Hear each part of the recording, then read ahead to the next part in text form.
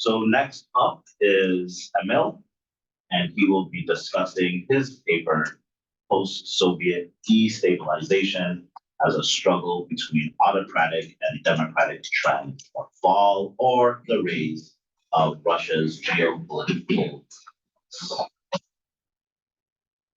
So thank you very much, your colleague. It's my pleasure to be yours today and to have the opportunity to present my research regarding the issues of democratic and autocratic diffusions in post-Soviet space, especially by taking into consideration the situation emerged since Russia's invasion in Ukraine, as well as the destabilizing effect and new challenges to peace building engendered by Azerbaijan in the South Caucasus. So we have quite different situation when I'm in that regarding post-Soviet space because autocratic states really target some democratic ones, and recent developments in post-Soviet space clearly showcase that authoritarian rules are consistently challenging democratic ones by violating their territorial integrity and sovereignty. And in this regard, Russia challenges Eastern Europe republics, and Azerbaijan, backed by Russian Eastern, challenges South Caucasus, especially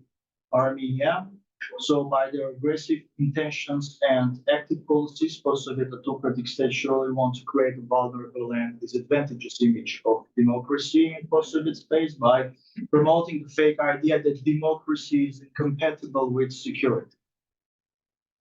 So first of all, I would like to talk about the issue of Russia's fear of democracy. Basically, countries in every region of the world have been captured by authoritarian rulers in recent years. And as for Russia, under its president's rule, Putin's rule, Russia's policy has considerably hardened both domestically and internationally. And it has gone from a mixture of oligarchy and democracy from 90s to a regime of autocracy. So that's why Russia fears of color revolutions. And why Russia is so sensitive about them? Because these revolutions led to democratic developments, which are the biggest here for authoritarian Russia, such as Georgia's revolution, Euromaidan in Ukraine, and Armenia's Velvet Revolution. Well, we know that after the collapse of the Soviet Union, we have two groups of countries in post-Soviet space, autocratic and democratic ones. And autocratic countries in Russia's near abroad are more or less safe and not targeted by Russia in comparison with democratic ones such as Georgia, Moldova, Ukraine, Armenia, that are really endangered and targeted by the last.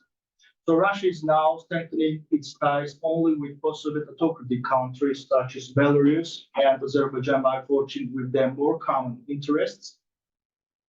And Russia even doesn't recognize the fundamental document that it has signed after the collapse of the Soviet Union. For example, the 1991 Almaty Declaration, according to which all administrative borders of Soviet member states became a state borders. And Russia doesn't support democratic trends not only in its near abroad, but also in its own territory. For example, for last 2 decades, we can see some political deaths in Russia, especially political opposition leaders such as Boris Nemtsov and Alexei Navalny. So the democracy in post-Soviet space is only supported and promoted by outside, by Western countries, especially by United States and European Union. That's why Russia considers them as a real geopolitical challenge. Today, Russia really challenges the stability in post-Soviet region by geopolitical movements to fight the spread of democracy. And we can see the current stabilization as in Eastern Europe, as well as South Caucasus due to Russia's role. As for autocratic post-Soviet states such as Belarus and Azerbaijan, we can see a similar situation when opposition leaders are arrested, captured, exiled, sometimes killed. So it means that autocratic leaders in post-Soviet space imitate the behavior of each other. And the Russian political leadership is also very sensitive to the decision by European leaders on December 14, 2023 to grant the candidate status to Georgia, as well as to open session talks with Ukraine and Moldova. For Moscow, threatening Ukraine in particular means a change in security situation for democratic countries such as Georgia, Moldova, Baltic states, and also Armenia. Gray zones with a certain level of disorder, with a non-democratic institution, competing groups of warlords are a perfect environment for Russia to gain influence via informal ties, corruption, and military forces, and presence as a mediation or peacekeeping presence and services. So that's why, as I already said, Russia fears of Georgia's revolution in 2003, Ukraine's Euromaidan in 2013, Armenia's Velvet Revolution, as well as a growing public pressure for democratic transition, European integration, and the fight against corruption. So to face this challenge, displacement of global democratic norms by authoritarian powers such as Russia and other anti-democratic actors must be reversed. The success will require a bold and sustained response that establishes first support for democracy and countering authoritarianism, national security strategy, domestic reform agenda, and in case of post-Soviet democracies, only in this case will be able to resist and overcome Russia's threats to their sovereignty and territorial integrity. The second question I would like to talk about is the polar rise of Russia's geopolitical influence in post-Soviet region after its invasion in Ukraine. After the collapse of the Soviet Union, Russia was and is still keeping its influence on post-Soviet space with the use of national or ethnic conflicts, necessarily and mainly by igniting and freezing them. From the Kremlin's perspective, frozen conflicts keep its neighbors preoccupied and dependent on Russian peacekeeping services. And we know that the last peacekeeping service was in Nagorno-Karabakh after the 2020 war between Armenia and Azerbaijan. But there is no Armenian population. It is very important to state that day after day, Russia becomes unable to provide authoritarian peace in post-Soviet space with the mediation of peacekeeping missions. So after 2020 war in Nagorno-Karabakh and 2021-23 Azerbaijani invasions into Armenian sovereign territory, disillusioned about Russia's non-actions, Armenia withdrew from the Russian-led CSTO military alliance and divided US troops to participate in joint drills in Yerevan. Back in January 2022, before it invaded Ukraine, Russia helped also Kazakh government to suppress an outbreak of protest. But 6 months later, Kazakhstan also was distancing itself from the Kremlin, and it began to reach out to the West and welcome Russia to fleeing forced mobilization, create some very strong relationship with France in economic sphere, and when clashes erupted between Tajikistan and Kyrgyzstan. Also, Russia's allies, Russia didn't step in to mediate the conflict.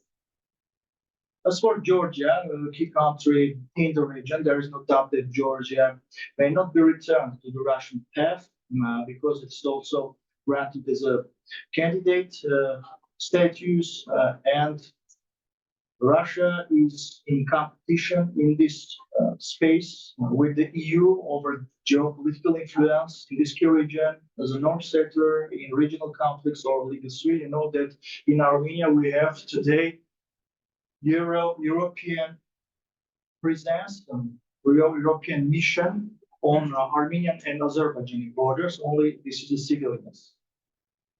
As for Belarus, the bond with Russia remains tight, with the latter even proposing two-way cooperation with North Korea to be supplied by weapons against Ukraine. And in this war, with democratic trends, Russia strengthened ties only with other authoritarian leaders to supply weapons for its invasion. As for extra-regional actors, we also can see some decline of Russia's geopolitical influence. For example, Saudi Arabia reportedly didn't invite Russia to a meeting organized with Ukraine on finding solutions to the conflict.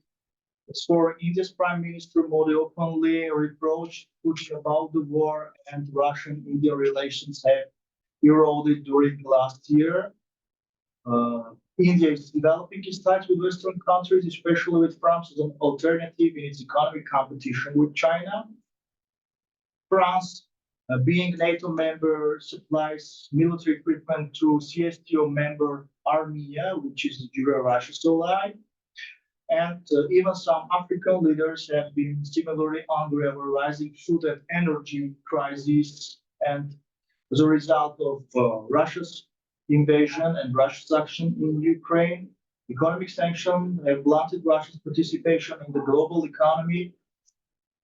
Russia withdrew from the International Criminal Court in 2016 after the ICC decision regarding the annexation of Crimea and Donbass. Russia's ally, the jure ally Armenia, has recently approved and ratified the Rome Statute, which means that a Russian leader is unable to visit Yerevan too because of some criminal charges. So basically, the political, economic, and energetic isolation of Russia will undoubtedly lead to its geopolitical decline as an isolated and inward-looking imperial power, maybe with some similarities with the North Korea. Russia, after concentrating its main resources on Ukraine, becomes weaker as an authoritarian security provider, since trade and transit routes to Europe are now disrupted, investment and in its infrastructure and new corridors, as well as cooperation to circumvent sanctions, are growing day after day. Now let's highlight some conclusions of the research. The struggle between autocratic and democratic trends in former Soviet space showcase the major trends of coming years that will affect the new order in post-Soviet space. And in this situation, former Soviet republics with a democratic vision really suffer because of Russia's policies after its large-scale invasion of Ukraine, because Russia can no more strengthen its hegemony over post-Soviet region, and it will have to compete with other global and regional actors for its influence, such as the United States, European Union, China, Turkey, India, and even Iran. With its war against democratic trends in post-Soviet space and with its invasion of Georgia and Ukraine, as well as the fact of no recognition of Armenia's borders with Azerbaijan, several threats over Moldova, Russia has opened Pandora's box and launched a decline and as well as the destabilization in post-Soviet space. But regardless of all above mentioned facts, Russia still has a lot of instruments to influence the post-Soviet space in terms of its energy dependency, like in the case of Armenia and Moldova, labor migration, right, like in the case of some Central Asian republics, or the market, especially in the framework of the Eurasian Economic Union. They are helping to keep Russia's economy running at the time of war and partial mobilization. Now, Russia has been able to set the framework within which the West, particularly the European Union and post-Soviet democratic states, are now forced to act to reverse the decline of democratic trends. Democratic governments all over the world need to strengthen domestic laws and institutions while taking bold and coordinated action to support the struggle for democracy around the world. And only global solidarity among democracy's defenders can successfully counter the combined aggression of its adversaries. Democratization will give an opportunity for diversification and will decrease the dependence of democratic rulers from autocratic ones in post-Soviet space. Consequently, Russia is very sensitive to this circumstance because it will lead to the fall of its geopolitical influence. Otherwise, destroying democratic trends in post-Soviet region, Russia will keep and even increase its influence and hegemony in this region. So thank you for your attention. Thank you so much. Okay, we will jump to discussing Dr. Wilson's.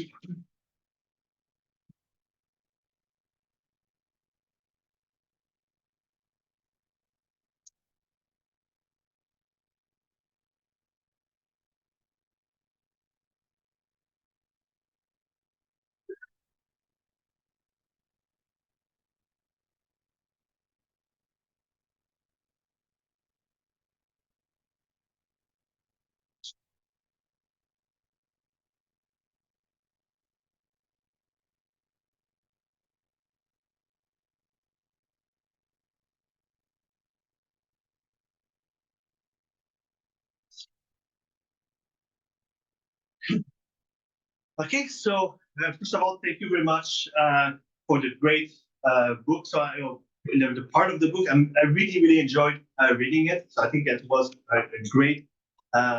So it's a great project, and also I really enjoyed the presentation. So basically, what it does that it looks at why sometimes liberalization will lead to democratization, in other cases it doesn't. And I think that this is a very important question.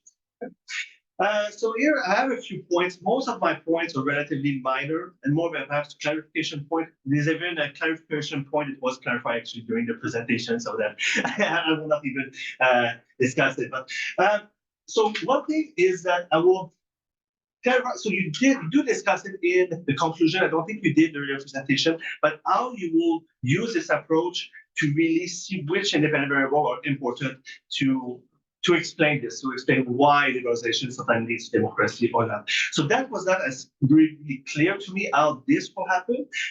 So how you will do it exactly in order to basically to test it. And also I was wondering whether that could be part, so these variables, and perhaps this, I'm not even sure it makes sense, but if it could be part of the selection equation in some ways, because some of the countries that are included are similar level of democracy before they start, but they're very, very different countries. So countries like Senegal and the Dominican Republic and countries like Italy and Guatemala are very, very different. So I'm not sure if they're best to compare or yes, so if other type of independent variable could be used also in the selection process. Or if they are used only to see what is important, but then I will just want to have clarification on that. Also, was worrying some, so this more a smaller point, but some countries that are included seem to be countries in which transition happened because of military defeat. So that could be a reason. So some of the outliers, and I think you had Italy here as a case that started with low democracy and democratized.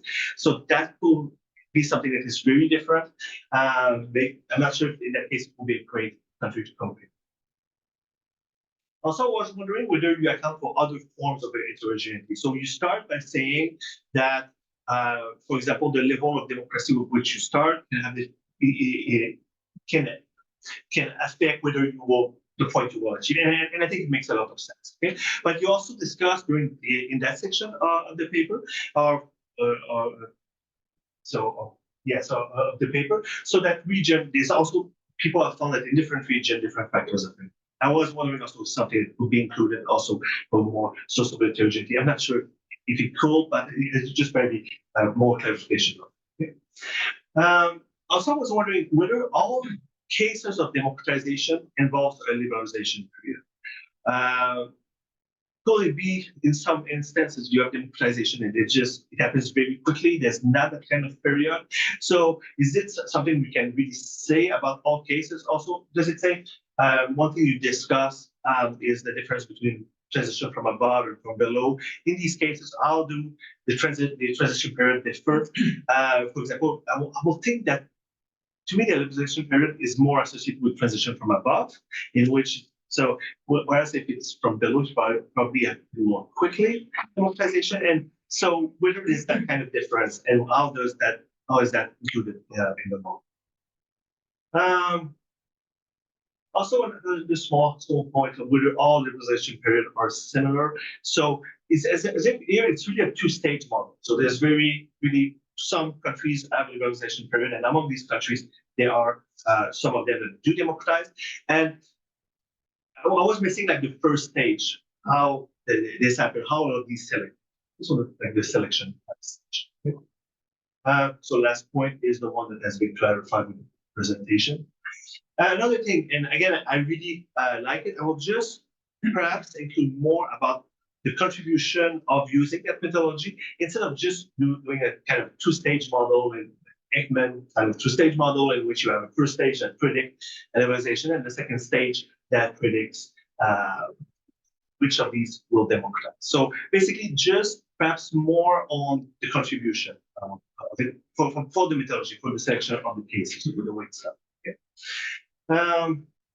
And the last point is, it's a very small thing. It's just while reading, I think the part and I really like the presentation, the way it was done.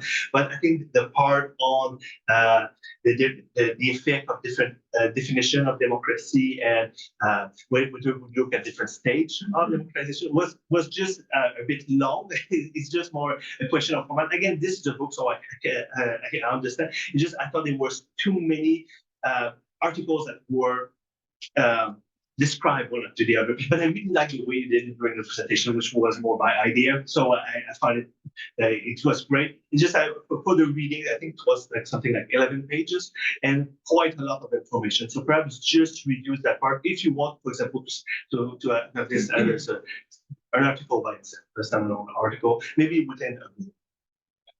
But again, extremely interesting. I really enjoyed it. Yeah, so thank you very much.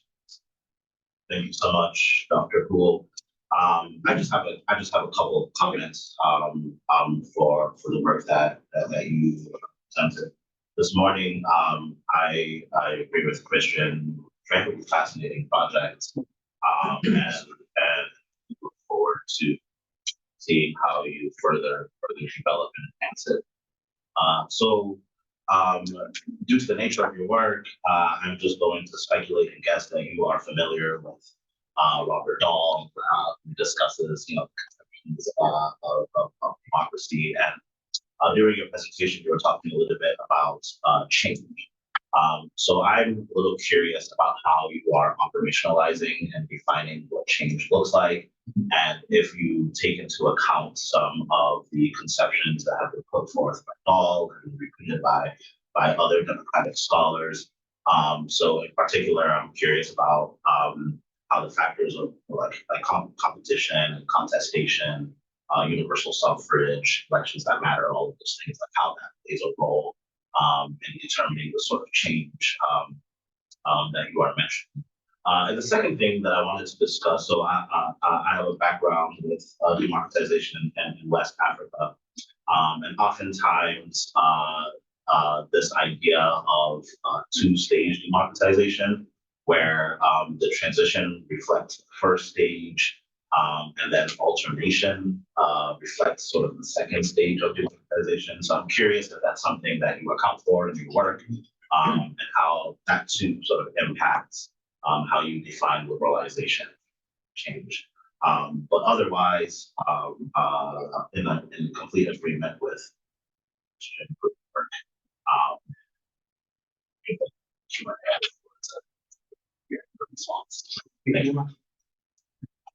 So I had the opportunity to discuss Emil's work that I too found very fascinating.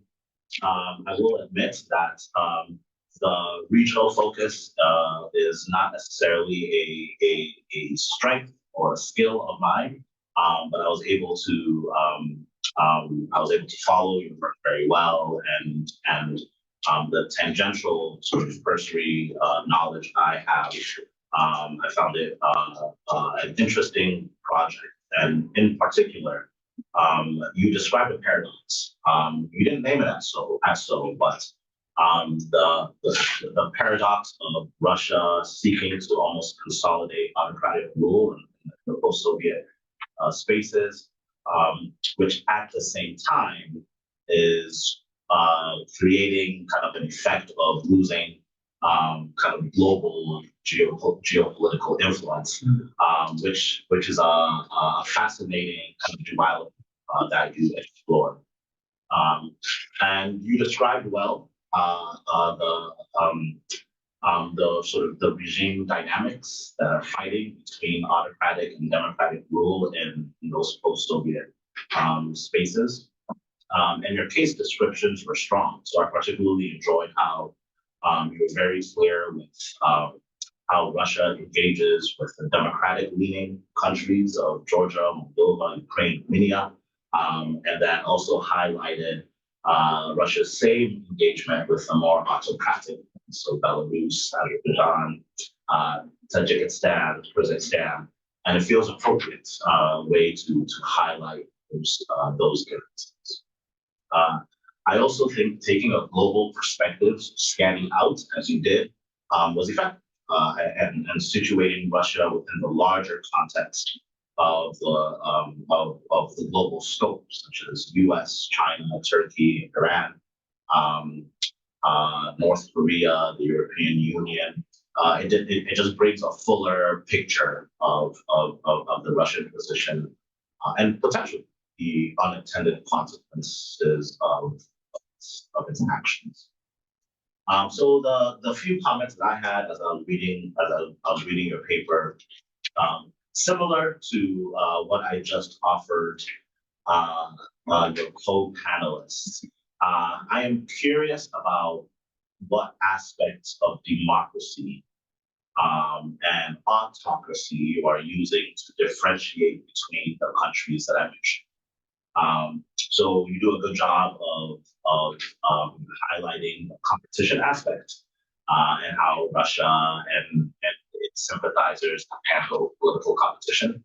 But I'm curious about things related to elections. I'm curious about universal suffrage and how and maybe highlighting a broader scope or being clearer of how you are differentiating between who are the Russia sympathizers and the democratic sympathizers. I'm also curious about where economics, like how economics plays a role. So again, trying to sort of connect the knowledge I have of West and really sub-Saharan democratization. You know, it is often said that in certain countries, its citizens live and die with the economic basket of goods that are provided to them. And oftentimes, they may support the concept of democracy based on how democracy can feed them, which may not be the most pure version of support for democracy.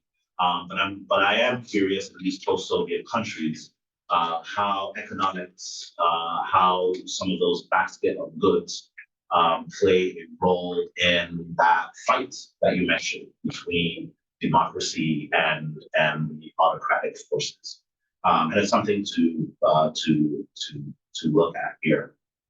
You briefly mentioned NATO, and I just have a sneaky suspicion that NATO may play a big role in how we see the tension between democracy and autocracy work in some of those post-Soviet countries. And you give it maybe a paragraph or so of discussion in your paper, but I think if I were thinking of ways to make your work a little more robust, those sorts of international organizations and their influence in these sorts of contests, I think play a big role, as big as some of the global hegemons that you've already mentioned. The last comment I have is about your methodological design. You seem to offer a compelling and convincing narrative. And as you move this towards publication, one advice, and ironically, Dr. Wilson may actually be a good person for you to talk to about this. I was curious about how you too could implement kind of a most similar or most different design as you discuss your post-Soviet countries and or some of the larger global hegemons that you mentioned. And I think if you are trying to isolate Russia's involvement, then it could be good to look at or compare and contrast with other global hegemons and thinking about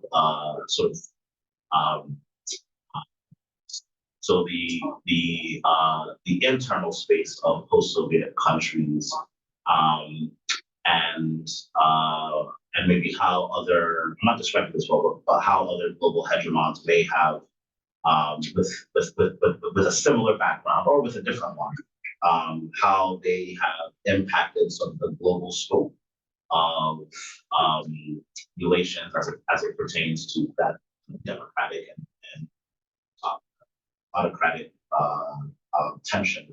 So I typed it up better than I just mentioned here, but I'll give you the notes I made on that. But I do think in the grand scheme of things,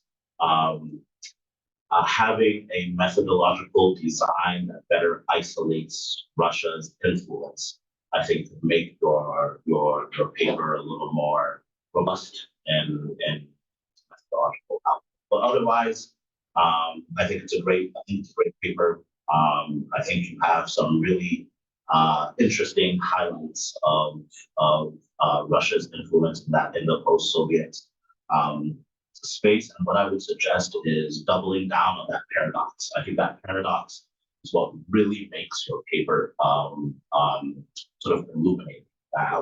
On one end, Russia seeks to consolidate this sort of autocratic power, and at the same time, it's losing kind of its global hegemonic status. And I think delving more into that paradox will certainly move your paper along and serve you very well. So, Emil, thank you so much. And I will now maybe open it up to the floor. We can go for maybe 10 to 15 minutes, and then I'd love to give our panelists a chance to respond to some of the comments.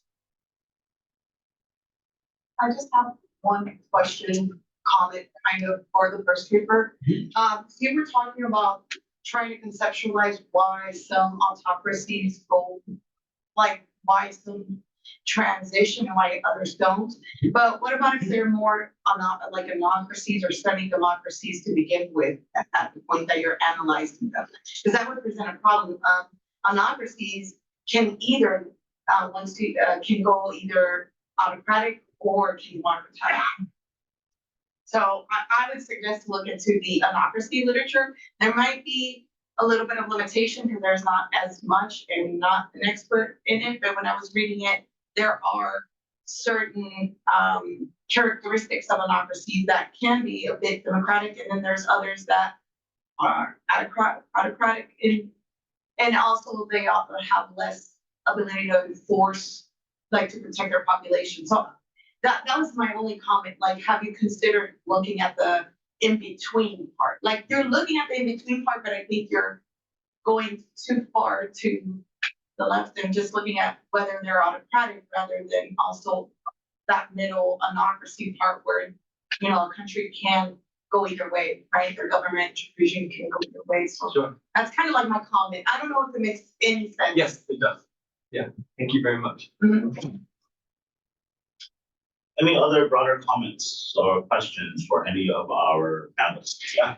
Yeah, so again, for the first paper, I'm curious if I remember you were kind of defining your set of timers, like of observation around time. And I'm curious then how you work with certain events and how that can trigger discrete shifts in the VDEF score, right? So again, thinking about like these electoral autocracies, every time that you have an election, even if it's not free and fair, there's the experts rate shifts, right? And so that's going to function differently than just like a window of time, especially because if there's constitutionally set mandates for how often you hold elections. So I'm just curious, you see that and how big of a problem that is, or how you like concept this transitionary type window around like these types of events that do trigger discretion. Okay, sure. Yeah, I will respond to that. Thank you. Question. Any other questions for our panelists on paper?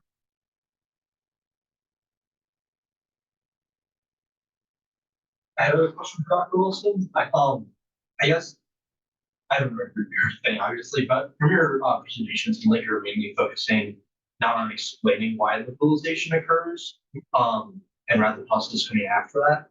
I was just wondering if you had any thoughts on if you'd expect the independent variables relating to the illiberalization process to differ from those for the actual democratization process, or do you expect there to be overlap in those cases?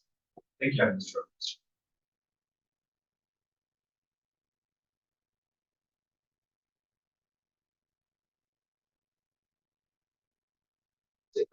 Or question.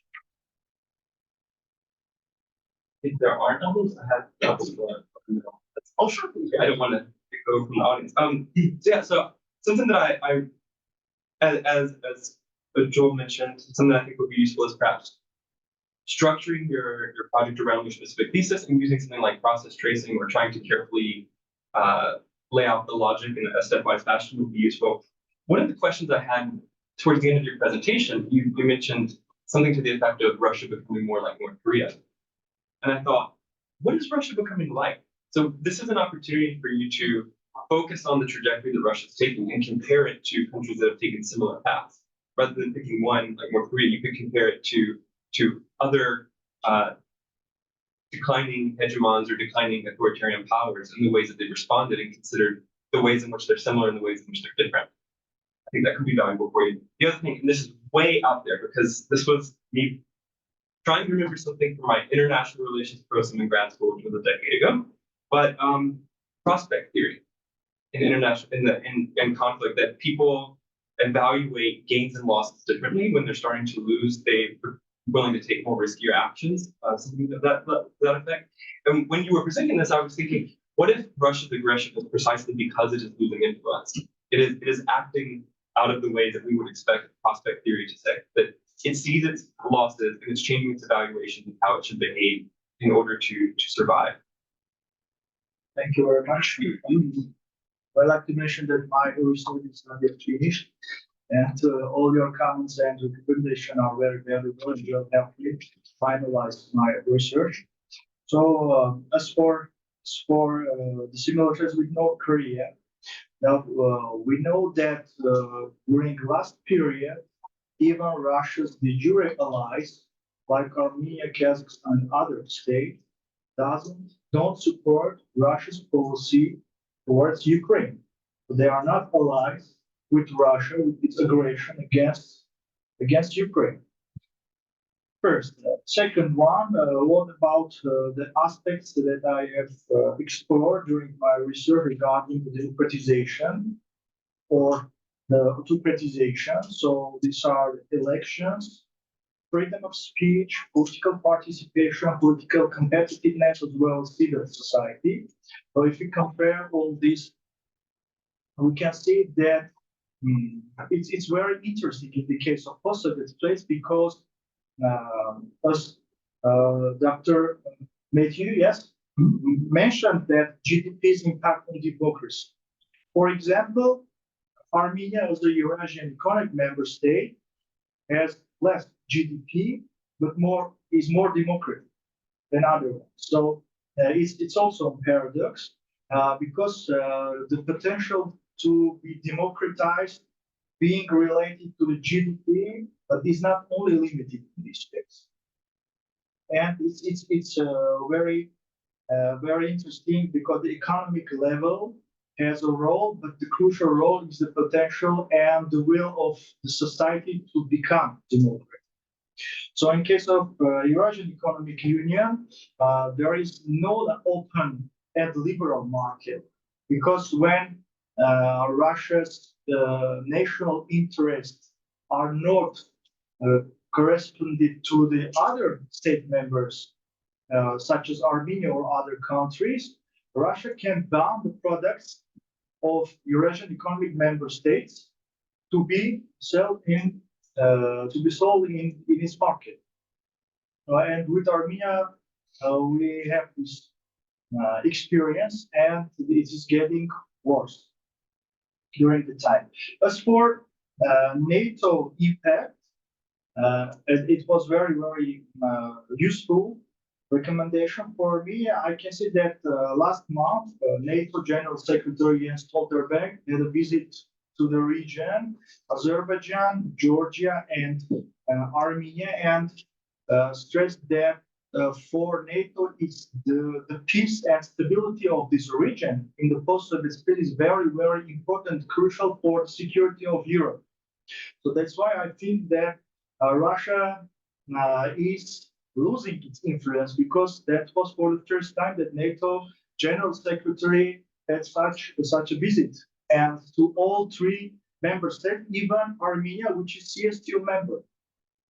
So that's why I think that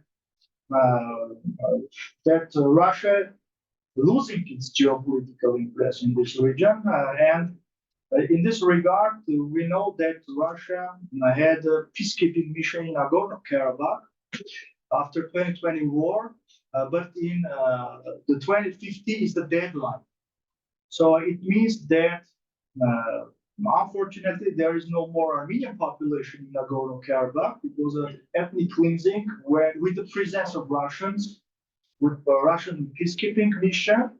But in 2015, Russia has to go out from the territory. And in this regard, Russia wants to create new zones of conflict in the region to stay in the region. And last stations between Armenia and Azerbaijan on the border are done with the military presence of Russia. So on the territory, there is a Russian military presence.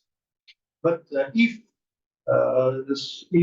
post-Soviet space countries and especially in South Caucasus region reach peace, in this regard, Russia's peacekeeping mission or other services, military services, will not be necessary to be on the territory, on the ground. And in this regard, it will lose all its influence in the region, because the Western countries, or the European Union, will enter the region with democratization, which is very attractive to the societies. So that's all. Thank you very much. It was very useful recommendations. I will consider them. Yeah, thank you. And